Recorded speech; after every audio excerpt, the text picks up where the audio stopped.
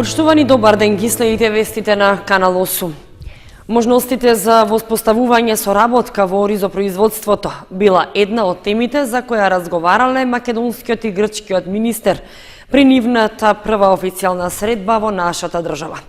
Според информациите од ресорното министерство, станало збор за искуствата од Грчкиот институт за ориз и нивно користење во институтот во Кочани. Можностите за воспоставување соработка во земјоделието биле во фокусот на средбата што грчкиот и македонскиот министер за земјоделство Ставрос Араховитис и Лјупчо Николовски ја имале во рамки на официјалната посета на претседателот на владата на нашиот јужен сосед. На средбата двајцата министри разговарале за подготовка на меморандум што ќе биде изработен од тимовите на двете министерства. Во меморандумот тимовите треба да ги утврдат областите за соработка во делот на земјоделството и сродните сектори. Николовски и Араховитис на средбата се договориле двете министерства да работат на размена на искуства, експертска помош како и на иницирање соработка помеѓу регионите во Република Северна Македонија и во Република Грција, кои се познати по производството на ориз. Соработката во делот на оризопроизводството би подразбирала понатамошна подршка на Институтот за ориз во Кочани и пренесување на искуствата од страна на Институтот за ориз во Грција. Исто така станало збори за иницијативи за локален развој преку воспоставување соработка помеѓу општините кои се значајни реони за производство на ориз во двете држави. Двајцата министри се согласиле дека е потребно заеднички да се действува за заштита на рибниот фонд, договарање квоти за риболов и собирање податоци што се однесуваат на заедничките риболовни води, односно на Дојранското и Преспанското езеро, а што е во интерес на двете земји. Министерот Араховитис го поканил нашиот министер Николовски да присуствува на заеднички форум во Грција на кој би учествувале надлежните институции од областа на земјоделството и руралниот развој, стопанските комори и бизнисмените од секторот за преработка на земјоделски производи. Општина Кочани дава подршка во реализацијата на проектот Младинска картичка, со кој на младите им се нуди можност за попусти и други поволности при користење услуги и купување производи. Веќе е упатен повик до локалните фирми да се вклучат во проектот и да помогнат во зголемувањето на можностите за младите луѓе.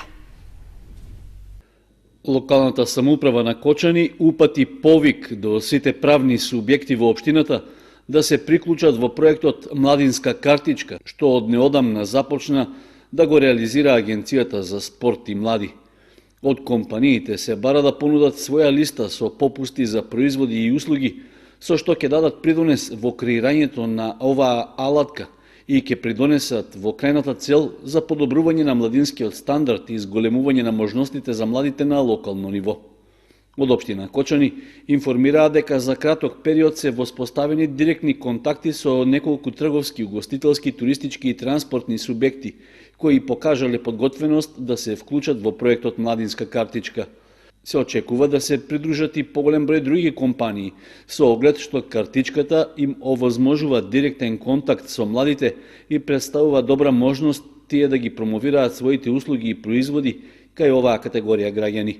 Агенцијата за спорт и млади со проектот ја воведе Младинската картичка која што ќе овозможи попусти за младите од 15 до 29 години во разни области што се од нивен интерес и потреба. За да им се овозможи пошироко финансиско олеснување на младите, во проектот се вклучуваат и единиците на локалната самоуправа. Пред учениците од основните училишта од Кочани промовирана едицијата Најдобрата кинеска литература за деца во издание на Македоника Литера, која едицијата ја објави како копродукцијски проект со издавачка куќа од Пекинг. Активноста е дел од одбележувањето на Меѓународниот ден на литературата за деца.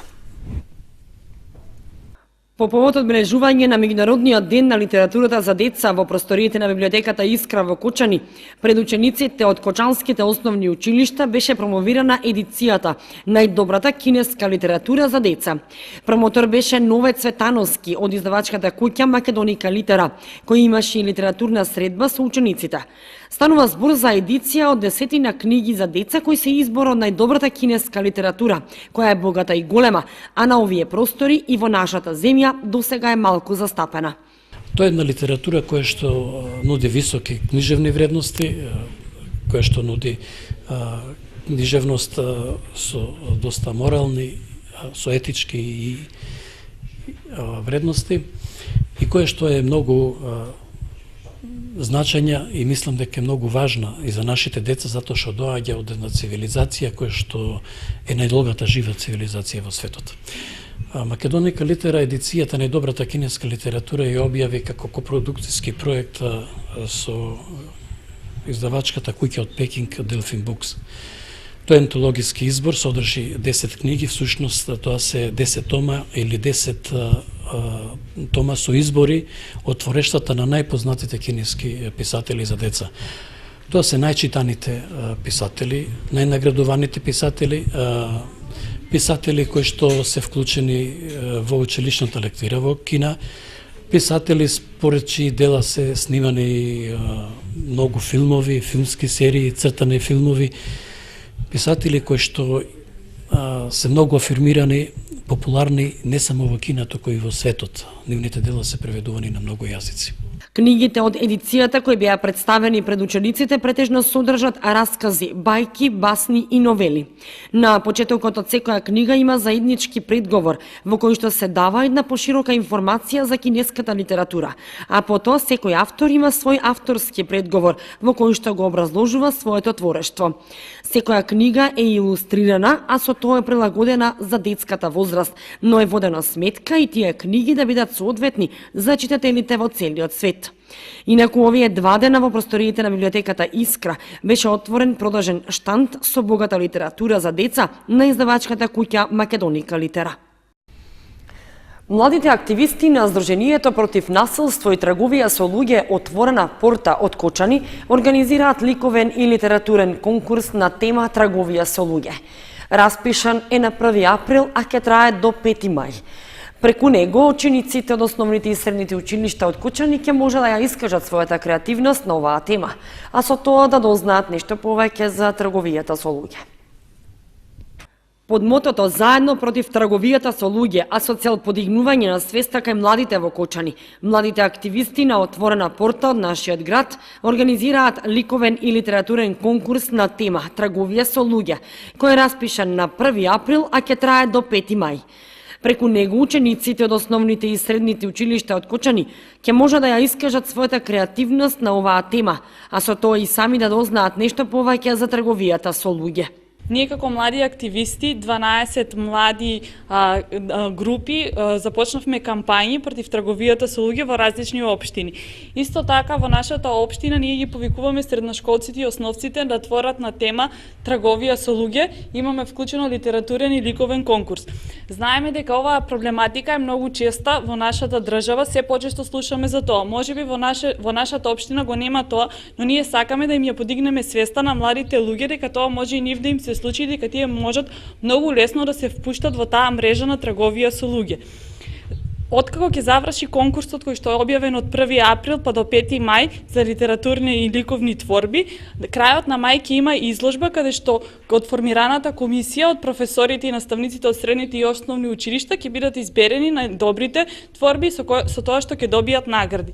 Затоа ги повикувам сите ученици кои сакаат да творат да повелат. Потрагата по подобар живот, можностите за вработување, подобрата заработувачка, потрагата по квалитетно образование или пак желбата да се откријат нови земји, комбинирано со недостатокот на информации, придонесува за донесување на неинформирани одлуки кои што многу лесно можат да бидат искористени од страна на трговците. Секојдневно исчезнуваат луѓе, можеби ја нема во нашата општина, но станува табу тема дека многу често можеби тој што ти е пријател да те вовлече во тоа, дека се почесто младите луѓе мислат за тоа дека ќе заминат во странство и таму ќе можат да спечелат многу пари, но можеби токму тие агенции или оној што посредува е всушност трговецот. Ние трговецот можеби секој да биде потенцијален трговец, ние не можеме да го знаеме трговецот, но затоа ги повикуваме потенцијалните жртви како да се заштитат од нив.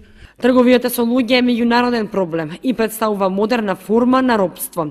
Во процесот на трговијата со луѓе најсурово се искористува човечкото тело и труд, при што на жртвите им се прекршуваат основните човекови права, почнувајќи од ограничување на движење, па се до насилство насилство и злоупотреба. Најчесто се случува во сексуалната индустрија, градежниот, текстилниот и земјоделскиот сектор, но исто така и во приватните домаќинства, препознаени како сектори со слаби колективни права.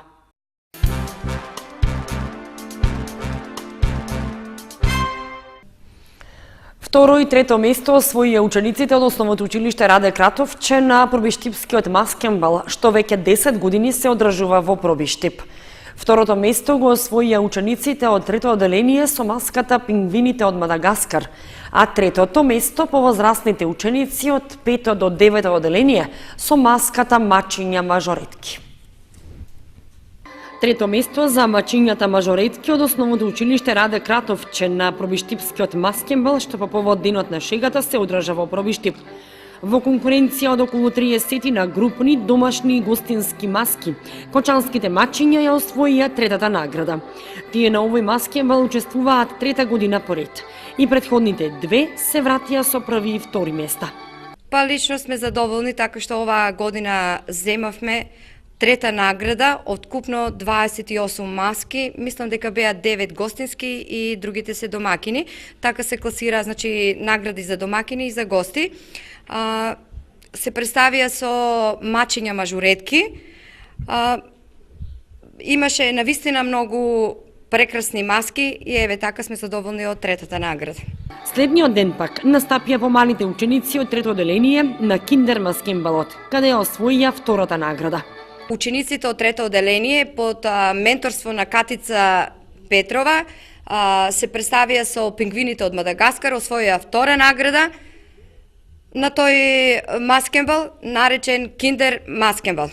Оваа година беше 10-та, односно јубилејна, на одржување на пробиштипскиот маскенбал, на кој учествуваат учениците од сите градови од Републиката. Сите прогласени најдобри маски добија награди со вредносни ваучери.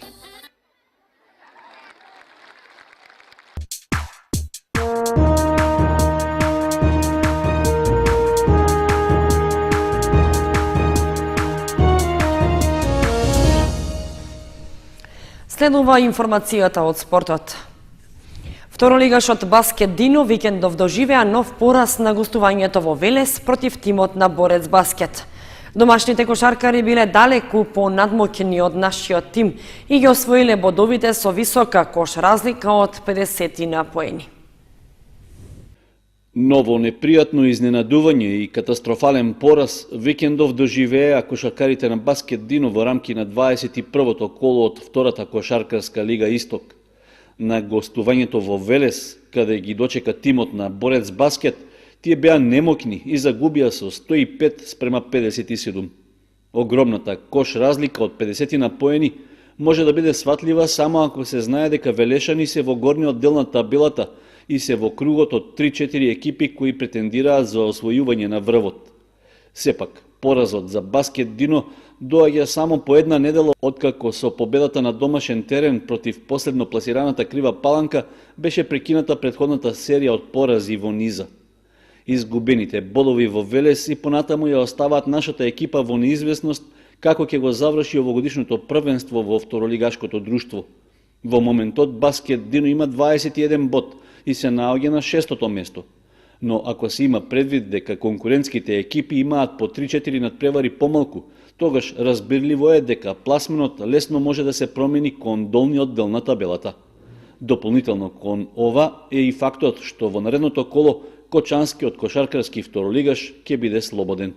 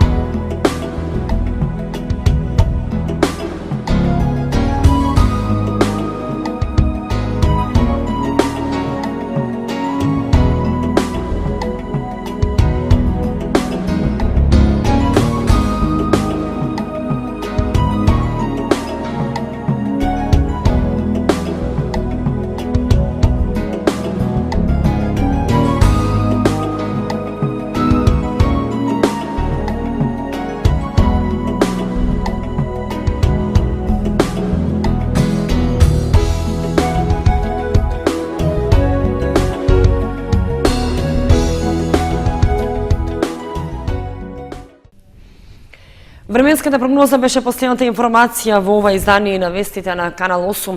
Останете и понатаму со нашата програма. Довидување.